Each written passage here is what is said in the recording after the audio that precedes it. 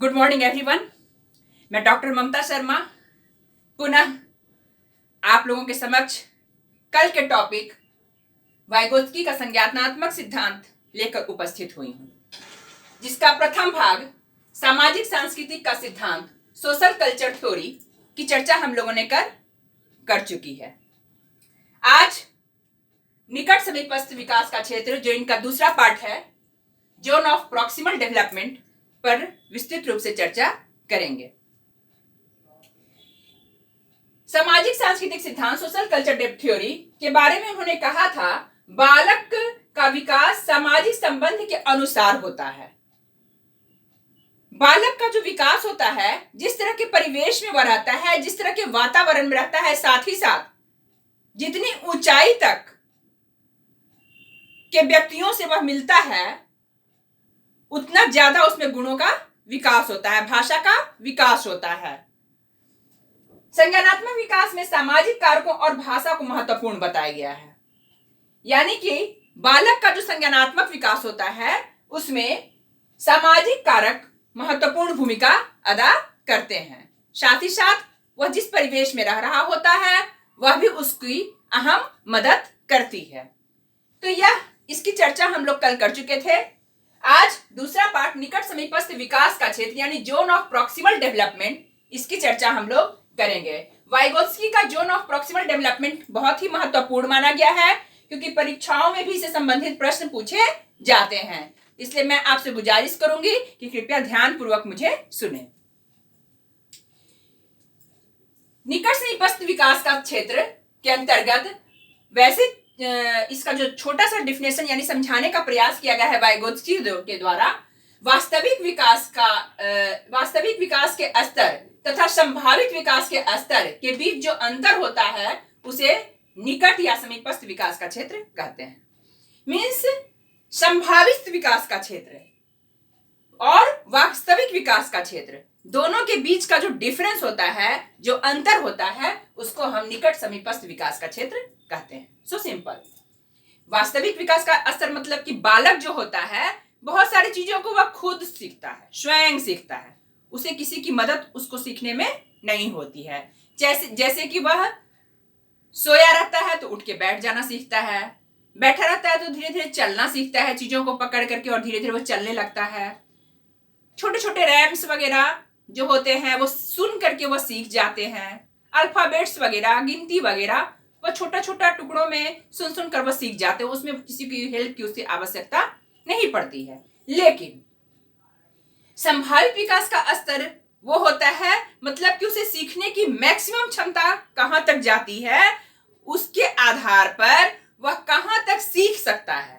Maximum वो कहां तक सीख सकता है? अपने गुरुओं के सानिध्य में, अपने माता पिता के सानिध्य में, अपने भाई बहन के सानिध्य में, और अपने समाज और सोसाइटी के सानिध्य में वह कितनी चीजों को कहां तक सीख सकता है, उन दोनों के बीच का, यानी कि स्वयं के सीखने की सीमा से लेकर के जहां तक उसकी क्षमता है सीखने की, दोनों के जो बीच का जो डिफरेंस होता है, उसी को हम निकट समीपस्थ विकास का क्षेत्र कहते हैं। अब क्षमता यानी कि कहां तक कोई बालक चीजों को एडॉप्ट कर सकता है, इसकी जानकारी कैसे होगी? तो वाइगोत्स्की महोदय ने स्कैफोल्डिंग टेक्निक के बारे में चर्चा की है, जिसके अंतर्गत बच्चे में टीचिंग कर, बच्चे को पढ़ाकर, बच्चे से क्वेश्चन करके, बच्चे से क्विज करके, बच्चे के अंतर्गत हम लोग समझ पाते हैं कि what is the standard of memory of any children. बच्चा के अंदर कितना और किस हद तक मेमोरी काम कर रहा है, और वह कितने दूर तक बच्चा जा सकता है चीजों को एडॉप्ट करने के लिए, इसका हम लोग बच्चे का टेस्ट लेकर के आकलन करते हैं। डीएलएड के कोर्स में आपका आकलन और मूल्यांकन ही पढ़ना होता होगा टॉपिक में, तो उसके अंतर्गत यही है बच्चे का स्टैंडर्ड, बच्चा कितना उसमें इंटेलिजेंसी है, इसका हम लोग टेस्ट करते हैं। और टेस्ट के आधार पर हम लोग इस मुद्दे पर पहुंचते हैं, इस स्थिति पर पहुंचते हैं कि बच्चा किस क्षेत्र में बहुत ज्यादा आगे बढ़ सकता है, और किस क्षेत्र में उसे समझाने के बावजूद बच्चा उन चीजों को एडॉप्ट नहीं कर सकता है। तो यह एक वास्तविक, आप डिफिनेशन लिख सकते हैं, वास्तविक विकास के स्तर तथा संभावित विकास के स्तर के बीच जो अंतर होता है उसे निकट समीपस्थ विकास का क्षेत्र कहते हैं। इसके अंतर्गत, डिफिनेशन के अंतर्गत बालक में क्या क्या संभावित हो सकता है, इसके बारे में हम लोग चर्चा कर लेते हैं। फर्स्ट है बालक के सीखने से संबंधित क्षेत्र, यानी कि बालक किन किन क्षेत्रों में अपनी अहम भूमिका निभा सकता है, वह क्षेत्र निर्धारित करता है प्रॉक्सिमल डेवलपमेंट। मान लीजिए कि किसी बालक में सिंगिंग करने के टेंडेंसी आते हैं, मान लीजिए गॉड गिफ्टेड है वो, या फिर उसके घर का इस तरह का परिवेश है, वातावरण है कि मदर फादर सभी लोग गाने वाले हैं, तो बालक भी उस गुण को एडॉप्ट करता है और वही एक अच्छा गायक बनता है। लेकिन अचानक से अगर उसे कहा जाए कि आप कोई स्पीच दीजिए, कोई भाषण दीजिए, या फिर वह खेल के मैदान में वो क्रिकेट खेलने लगे जिसमें कि उसको कुछ भी मालूम महारत हासिल नहीं है, यहां तक कि उसको सिखाने के बाद भी अगर कहा जाए कि आप क्रिकेट खेलिए तो बालक नहीं खेल पाएगा।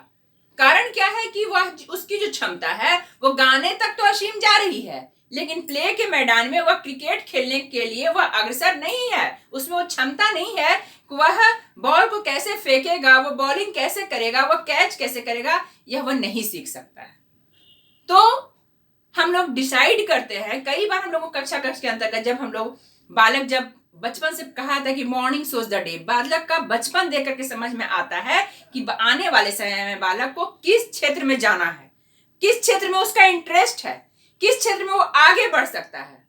बहुत सारे मनोवैज्ञानिकों ने कहा है कि बालक को उस क्षेत्र में भेजा जाए जिस क्षेत्र में उसका इंटरेस्ट हो, जिस क्षेत्र में उसका गुणों का विकास हो, जिस क्षेत्र में उसकी अत्यधिक क्षमता उसे सहयोग करती हो, उस क्षेत्र में बालक को बढ़ाया जाए।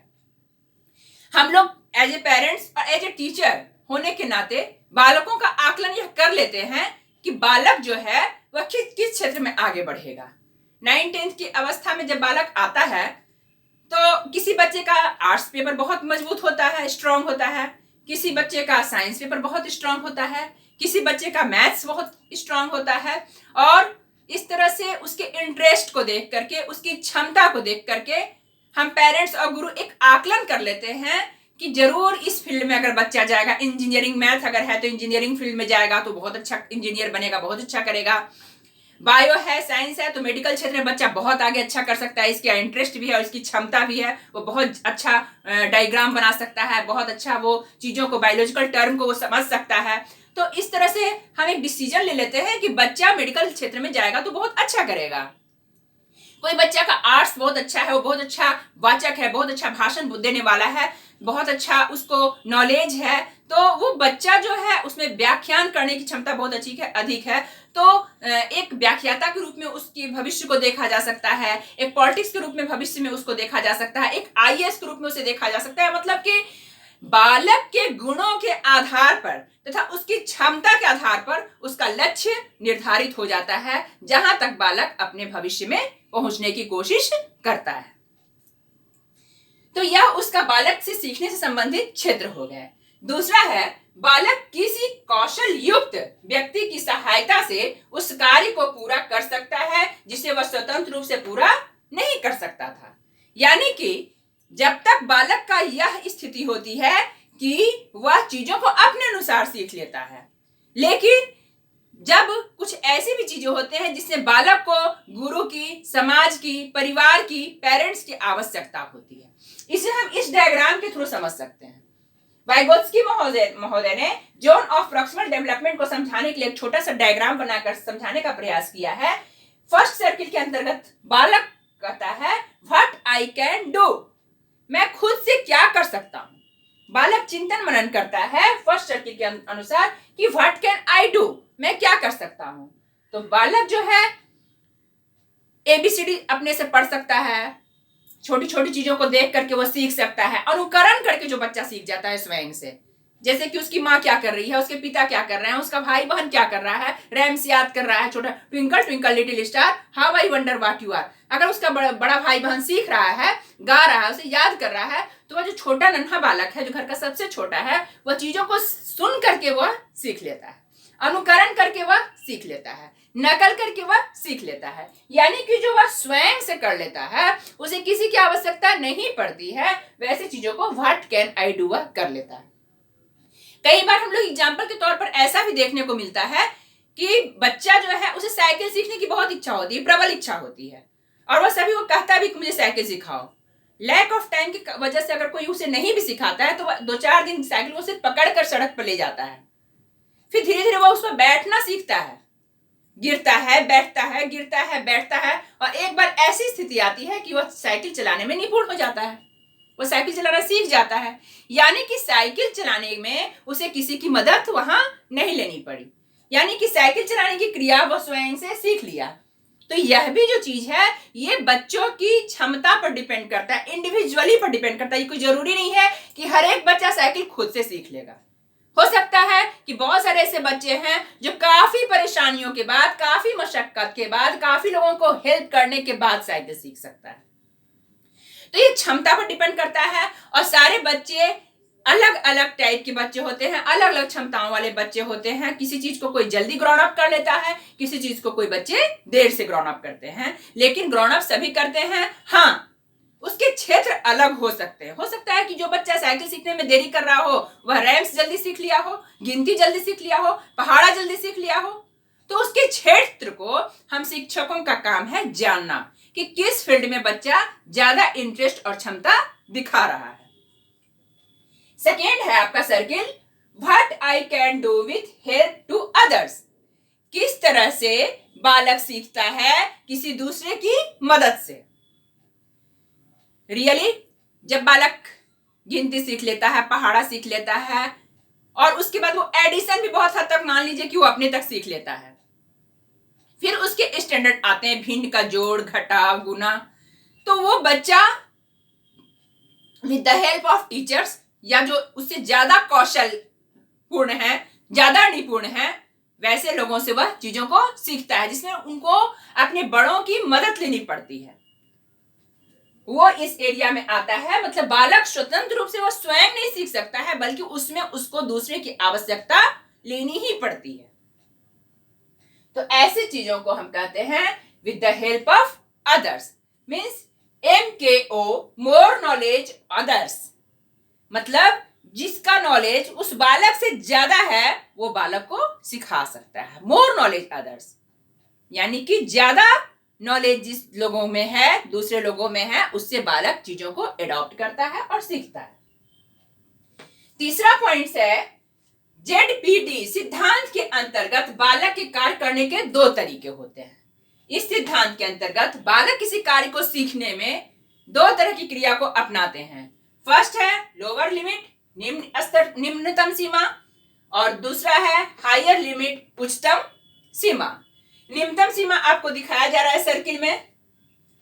आपका यह जो फर्स्ट सर्किल का जो ये बाउंड्री वाल है इसे निम्नतम सीमा कहा जाता है, और सेकेंड सर्किल का जो बाउंड्री वाल है उसे उच्चतम सीमा कहा जाता है। तो निम्नतम सीमा में बालक बिना किसी की सहायता से किसी कार्य को स्वयं सीखता है, इसे हम क्या कहते हैं, लोअर लिमिट, जिसकी चर्चा हम अभी तुरंत कर चुके हैं। दूसरी हायर लिमिट, उच्चतम सीमा, जब बालक किसी कार्य को सीखने में बाहरी मदद लेता है, दूसरे की का हेल्प लेता है, तब हम इसे हायर लिमिट कहते हैं, उच्चतम सीमा कहते हैं। इसे इंटर साइकोलॉजिकली लिमिट भी कहते हैं, क्योंकि इसमें वह समाज की मदद लेता है। ठीक है, अब हम लोग समझेंगे कि जो बालक है, एक थर्ड सर्किल है इसके अंतर्गत है, जिसमें व्हाट आई कांट डू यानी कि एंड ऑफ कैपेसिटी, बच्चे में वो क्षमता समाप्त हो गई है। वह अगर किसी को कोई अगर उसे हेल्प भी करेगा, एक ऐसा समय भी आता है जब किसी उससे ज्यादा नॉलेज वाले व्यक्ति से, चाहे वह शिक्षक हो, चाहे माता पिता हो या भाई बहन हो, ऐसा भी एक समय आता है जब बच्चा को वह हेल्प भी करता है तो बालक वहां तक नहीं पहुंच सकता है। तो वैसे स्थिति को हम कहते हैं व्हाट आई कांट डू। इसमें छोटा सा एग्जाम्पल आप ले सकते हैं कि अगर मान लीजिए कोई 5 साल का बच्चा है और कोई 10 साल का बच्चा है, तो 5 साल का बच्चा कभी भी 10 साल बच्चा वाला काम, मैच्योरिटी उसमें नहीं आती है, वह काम उस काम को पूरा नहीं कर सकता है। दूसरा एग्जाम्पल यह भी है कि जिस बच्चे का फील्ड खेल की ओर नहीं है, खेल में उसका रुझान नहीं है, वह दौड़ने में उसका रुझान नहीं है, क्रिकेट खेलने में उसका रुझान नहीं, इंटरेस्ट नहीं है, अगर वह क्षमता उसमें डेवलप नहीं की गई है तो लाख क्रिकेटर के अच्छे बॉस भी अगर उसे क्रिकेट सिखा दें तो भी वह चीजों को नहीं सीख सकता है। तो यहाँ लिमिट्स ऑफ कैपेसिटी होती है, जो किसी अदर्स के बताने के बाद भी वह कैपेसिटी काम नहीं करती है। तो यह आपका थर्ड सर्किल हुआ। तो जोन ऑफ प्रॉक्सिमल डेवलपमेंट की यही व्याख्या है। अंततः हम लोग चर्चा कर ले कि शैक्षिक इसका क्या महत्व है। शिक्षा के जगत में वाइगोत्स्की का सिद्धांत किस तरह से मददगार साबित हुआ है। फर्स्ट है सहायता प्राप्त खोज। सहायता प्राप्त खोज मतलब ये ऐसा क्षेत्र है जिसमें बच्चे जो है एक दूसरे की सहायता करके आगे बढ़ते हैं। विभिन्न क्षमता वाले बच्चे एक साथ आगे बढ़ते हैं। बहुत अच्छा एग्जाम्पल है कक्षा कक्ष, जिसमें विभिन्न क्षमता वाले बच्चे उपस्थित होते हैं। कोई बच्चे मैथ में बहुत ज्यादा इंटेलिजेंट हैं तो कोई बच्चे हिंदी उनकी बहुत अच्छी है, किसी बच्चे की इंग्लिश बहुत अच्छी है तो किसी बच्चे का जीके बहुत अच्छा है। तो विभिन्न क्षमता वाले बालक वहां बैठे होते हैं और उस कक्षा कक्ष के अंतर्गत सभी बच्चे एक दूसरे को सहयोग करते हुए एक साथ आगे बढ़ते हैं, एक कक्षा में आगे बढ़ते हैं। अगर पांचवा में वो सारे बच्चे 5 क्लास में पढ़ रहे हैं तो सारे बच्चे एक साथ एक दूसरे को सहयोग कर परीक्षा पास करते हैं और 6 क्लास में चले जाते हैं। तो यानी कि यहाँ पर जो है सहायता प्राप्त खोज है, इन्वेंशन है, जहां बालक इन्वेंशन करते हैं, एक साथ आगे बढ़ते हैं, डिस्कशन करते हैं और चीजों को जानने का प्रयास करते हैं। दूसरा है आत्मविश्वास, आत्म अनुशासन को बढ़ावा देना। जब बालक आपस में किसी प्रॉब्लम को सॉल्व करते हैं, समस्या का समाधान करते हैं, एक नई खोज करते हैं तो बालक में आत्मविश्वास बढ़ता है। यानी कि शिक्षक के लिए एक ऐसी शैक्षिक वातावरण उत्पन्न करना जहां जब बच्चे के सामने वह प्रॉब्लम रखा जाए तो बच्चे को डायरेक्ट प्रॉब्लम सॉल्व करके न दिया जाए बल्कि उसे कोशिश करने के लिए दिया जाए ताकि बालक जो है उस समस्या का समाधान करने का खुद ही प्रयास करे।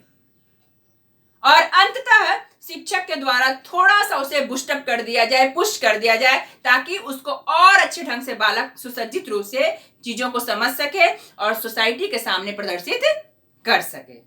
तो ऐसी अवस्था को कहा जाता है आत्मविश्वास। अनुशासित रख के बालक में आत्मविश्वास, सेल्फ कॉन्फिडेंस बढ़ता है और जब बालक में सेल्फ कॉन्फिडेंस आ जाएगा तो वह किसी भी चीज को हासिल कर सकता है। थर्ड है चिंतन की प्रक्रिया मजबूत, संज्ञानात्मकता का उच्च स्तर प्राप्त करना। मतलब कि जब बालक धीरे धीरे छोटी छोटी समस्याओं का समाधान करना सीख जाता है तो उसमें चिंतन करने की प्रक्रिया, मनन करने की प्रक्रिया तीव्र हो जाती है, बड़ी हो जाती है, विकसित हो जाती है और इस तरह से वह संज्ञानात्मक विकास के उच्चतर स्तर को प्राप्त कर लेता है। जिन पियाजे के अनुसार चौथा स्टेप पे बालक पहुंच जाता है और वहां से वह वैसे चीजों की भी कल्पना करने लगता है जिससे वह नहीं देखा है और इसी के अंतर्गत बालक नए नए इन्वेंशन करने भविष्य में सीख जाते हैं। इसी से निकलकर बालक बहुत अच्छे साइंटिस्ट भी बन सकते हैं, भविष्य के वैज्ञानिक भी बन सकते हैं। छोटे छोटे बच्चे नई नई चीजों की खोज कर लेते हैं जो बड़े नहीं कर पाते हैं। तो इसी अवस्था में उन चीजों को देखने को हमें एग्जाम्पल के तौर पर मिलता है। पारस्परिक शिक्षण को 2-4 छात्र आपस में प्रश्न करके, सारांश करके, स्पष्टीकरण करके पूछ सकते हैं। पारस्परिक शिक्षण का एक पॉइंट आता है शिक्षण के अंतर्गत जिसमें कि बालक जो है एक दूसरे से प्रश्न पूछते हैं, डिस्कशन करते हैं, सारांश बताते हैं और अंततः स्पष्टीकरण करके निश्चित आंसर पर पहुंच करके शिक्षक के सामने अपनी समस्या का समाधान कर पाते हैं। और लास्ट है सहयोगी अधिगम। सहयोगी अधिगम का वातावरण कक्षा कक्ष में उत्पन्न करना चाहिए ताकि बालक आपसी भेदभाव को समाप्त कर एक जाति, एक बालक बनकर कार्य का निष्पादन कर सके।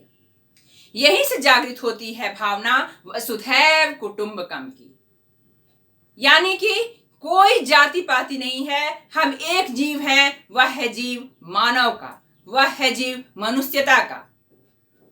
और इस तरह से सहयोगी अधिगम के द्वारा बालक भेदभाव को भूल करके अपने सामान्य लक्ष्य की प्राप्ति की ओर जुड़ जाते हैं। तो मैं उम्मीद करती हूं कि जोन ऑफ प्रॉक्सिमल डेवलपमेंट आपको अच्छी तरह से समझ में आ गया होगा और यह बालक का विकास के लिए वाइगोत्स्की संज्ञानात्मक सिद्धांत काफी महत्वपूर्ण है, परीक्षाओं में अक्सर आया करता है। अगर इससे संबंधित कोई भी प्रश्न होगा तो आप हमसे कांटेक्ट कर सकते हैं। धन्यवाद।